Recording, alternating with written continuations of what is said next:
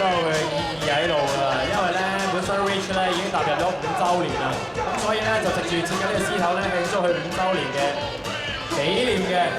咁啊特別嘅地方咧，當然就係咧佢戴住一副黑框嘅眼鏡啦，亦都係佢標誌嚟嘅。為我哋舞動呢個獅頭嘅咧就係陳四醒獅團嘅。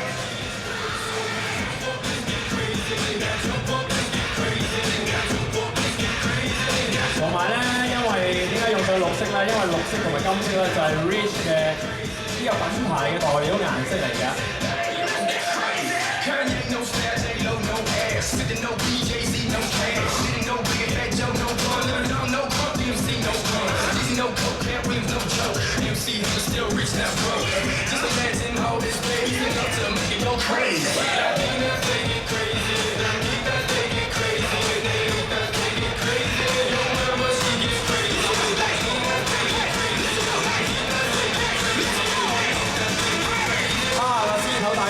之後可愛咗好多，第一個我覺得係點解想翻去俾啲屋企人氹下你開心啦？嚟啦，幾